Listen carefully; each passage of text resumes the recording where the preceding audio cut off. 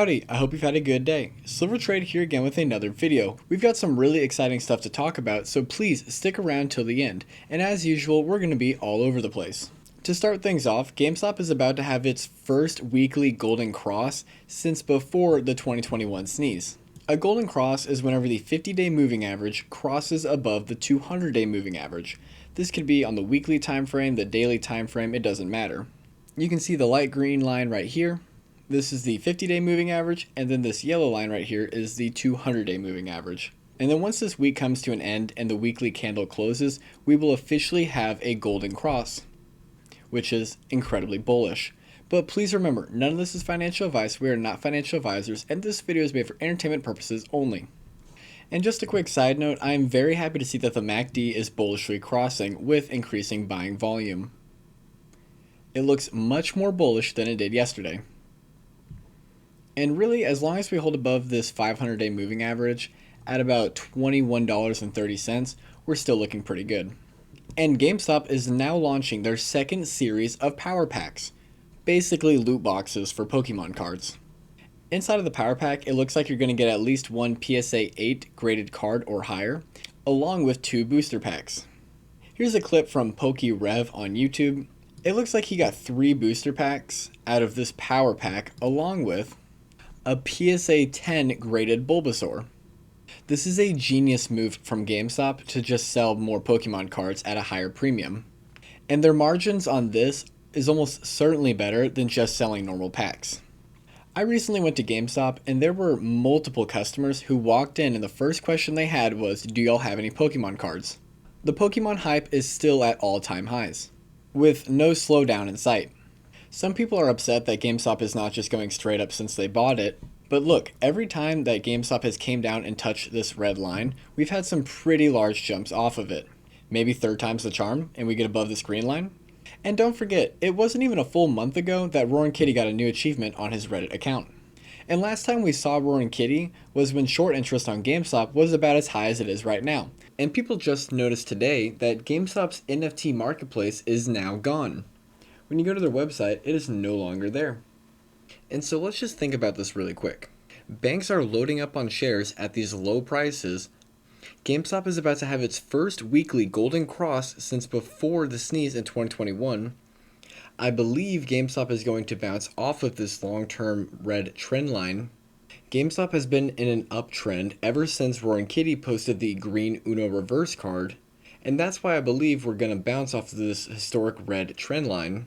We're going to talk about this later in the video, but shorts are running low on firepower, and Q2 earnings is on September 9th, not even a month away.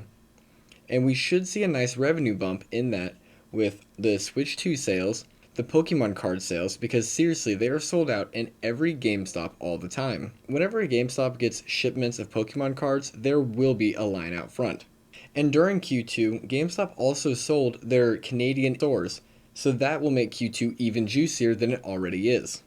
And Ryan Cohen posted this today, July 9th.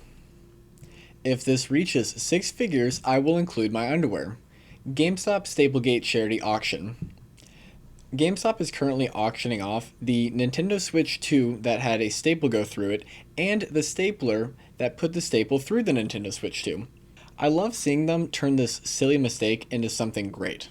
Somebody commented, "Will Nat Turner grade it?" And Nat Turner replied that he would grade anything Ryan Cohen touches. This gentleman bidded $16,000 for that stapler, and there's still over 6 days left on that auction. You might be wondering if this is actually real, and I assure you that it actually is. They're calling it Staplegate, and they're going to give the proceeds from this auction to Children's Miracle Network Hospital, a nonprofit that supports pediatric healthcare programs and services in the United States and Canada. And so far, the auction has bid up that stapler to about $70,000. It really seems like we're going to actually get to 6 figures, and before I could even get done editing this video, still with over 6 days left in the auction, they got it above $100,000, currently sitting at $106,000 for that one stapler. And the Nintendo Switch 2, with a fixed screen, and a free pair of Ryan Cohen's Undys. And speaking of charity, every one new subscriber we get on this channel, until we reach episode 500, is going to be $1 donated to St. Jude's Children's Hospital. St. Jude's Children's Hospital has changed countless lives at no cost to the parents, and they pretty much entirely run off of donations. We've got a goal of hitting $500 or 500 new subscribers before episode 200, and sadly we're not on pace to hit that. So far we have raised $36 though for this, so please consider liking and subscribing. Either way, thank you so much just for being here. And GameStop's institutional ownership is once again at all-time new highs. Just barely getting above last time it was reported, but still working its way up. And here's the gentleman that claims to be a GameStop employee and leaked what the Push Start Arcade might be. Some people aren't huge on the idea of GameStop starting their own physical arcade, but I'll tell you, one of my friend's favorite places to hang out is at an arcade that is also a bar, and every time we go it is completely packed. So if it's done right, it could definitely be profitable. And when you look through this gentleman's profile, he definitely could be a GameStop employee, with most of his conversations being around Elden Ring, Resident Evil, Dark Souls, and Pokemon Go with friends, so he definitely could work at GameStop. And GameStop is almost certainly an accumulation. We've seen a ton of large buy orders coming in at these low prices. Today, right at market close, somebody bought 495,000 shares worth about $12 million. A lot of people in the GameStop community talk about time and pressure, but they don't realize that Roaring Kitty has also talked about this as well through his memes. Matter of Time, and of course the most recent one, Time Magazine. GameStop, the quiet setup with loud implications, retail's asleep, but the data isn't. And what is it showing? Well, it's dangerous for shorts. Short interest is at 79.5 million shares, or about 19.5% of the float, which we can round up to being 20% of the float. But here's what really matters, 21 days to cover. That's how long it would take for shorts to close at average volume. Historically, anything over 10 days to cover is squeeze-prone territory. From May 30th to July 3rd, price fell from $29.57 to $23.65, while short interest jumped from 47.5 million up to 79.5 million, so a 67% increase. Price down, short interest up, a classic setup for over-leveraged bearish positioning. Off-exchange or dark pool short volume was about 43%. This suggests institutional activity potentially masking positions or testing liquidity.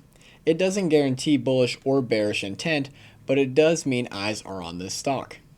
Just a couple of days ago, on July 7th, borrowable shares at one prime broker hit zero, then spiked back to 3.1 million. This intraday swing reflects tight lending supply and aggressive borrowing, a key stress indicator in short positioning. Even though prices are falling, large blocks were bought above current levels. For example, somebody bought 416,000 shares at about $29.57 on May 30th for about $12.3 million. Which doesn't really mean a whole lot, but it does suggest that institutional interest is at higher levels, which we can see with the institutional ownership continuously going up. This is a pattern that we have seen time and time again. Retail fatigue, price pressure, silent accumulation, short interest is surging. Without a catalyst, shorts can bleed it slowly, but any trigger, and we're looking at a potentially violent repricing. And just remember, GameStop at these prices at about $23 per share is exactly when Roaring Kitty bought in last year on June 13th. This is before GameStop was consistently profitable for 4 quarters in a row, before they had $500 million in Bitcoin, and before they had $9 billion in cash. So any shares that we're buying right now is deeper value than DFV. A couple of days ago, GameStop's utilization was at 85%. Yesterday, it was at about 84%. And XRT's percent of shares short is still at 677%. It has been stuck here for multiple days, which is the first time that I have seen this. MicroStrategy recently had a PowerPoint of companies who are racing to get into the Bitcoin 100, and good old GameStop is right here, the 14th largest publicly traded Bitcoin holdings company in the world.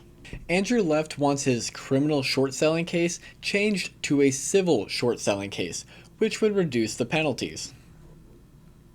This came out on July 7th. Oh yeah, and hedge funds are now throwing each other under the bus. This came out on July 8th. The Securities and Exchange Board of India, the SEBI, has taken decisive action against US-based trading firm Jane Street, banning it from Indian securities markets and seizing money. A whistleblower from a rival hedge fund alerted SEBI to Jane Street's manipulative trading strategies. Thank you so much if you made it this far in the video. If you wouldn't mind, please leave me a like. I'm trying to connect the dots on a few theories right now, and hopefully I will have those in my next video. But once again, thank you and God bless.